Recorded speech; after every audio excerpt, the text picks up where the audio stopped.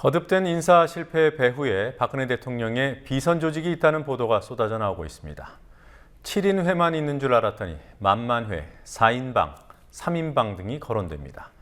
비선의 실제 존재 여부는 밝혀지기가 어렵죠.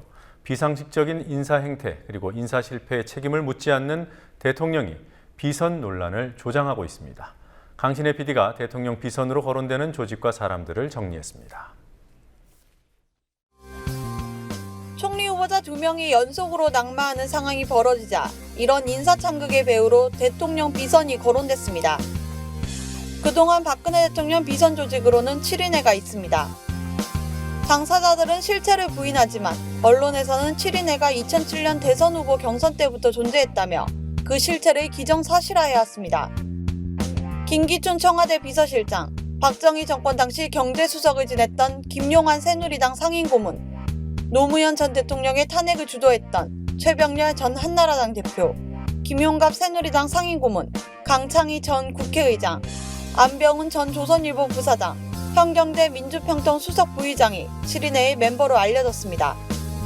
실세 중의 실세라는 김기춘 비서실장이 포함되어 있기 때문에 7인회가 인사창극의 배후가 아니겠냐는 추정이 있었으나 7인회의 자장격인 김용환 전 의원은 인사 개입 자체를 강하게 부인했습니다. 정가의 소문으로만 떠돌던 만만회라는 비선 조직은 최근 박지원 민주연합 의원이 언론 인터뷰에서 거론하면서 세상에 알려졌습니다. 만만회는 청와대 총무비서관 이재만, 박 대통령의 친동생 박지만, 삼성동 정실장으로 불리는 정윤회, 이들 세 사람 이름 마지막 글자 조합입니다. 이재만 비서관은 1998년 박 대통령이 정치에 입문할 때부터 측근으로 활동해왔습니다. 정윤회 씨 역시 1998년부터 측근으로 박 대통령의 곁을 지켰고 2002년 박 대통령이 한나라당을 탈당해 한국미래연합을 창당했을 때는 총재 비서실장이었습니다.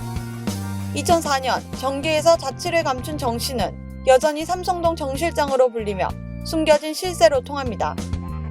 이들이 정말 인사에 개입했는지는 알 수 없으나 만만의 3명 중 1명이라는 박지만 씨는 박 대통령과 연락도 하지 않는다며 인사 개입설을 강하게 부인했습니다. 이런 가운데 진짜 비선은 따로 있다는 주장이 나왔습니다. CBS 노컷뉴스는 만만회 중 이재만, 정윤회만 진짜 비선이고 여기에 다른 청와대 비서관 2명을 포함하는 이른바 4인방이 이번 인사의 배후일 가능성이 크다고 보도했습니다. 이재만, 정윤회와 함께 청와대 부속 비서관들인 정호성, 안봉근 비서관이 4인방을 구성한다는 보도였습니다.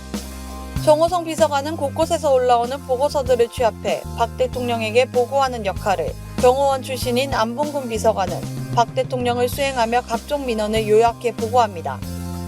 이들 4인방 중 청와대 인사들 3명만 따로 3인방이라 부르기도 합니다. 언론에 따라서는 이들 3인방을 환관권력, 문거리 권력으로 부르기도 합니다. 40대인 이들 3인방은 상대적으로 젊고 직급도 낮기 때문에 김기춘 비서실장이 보호막을 쳐주고 있다는 지적도 나옵니다. 사실관계가 불분명한 비선 조직이 거론되는 가장 큰 이유는 청와대 인사위원장으로 이번 인사 창극에 분명한 책임이 있는 김기춘 비서실장에게 대통령이 어떠한 책임도 묻고 있지 않기 때문입니다. 국민TV 뉴스 강신혜입니다.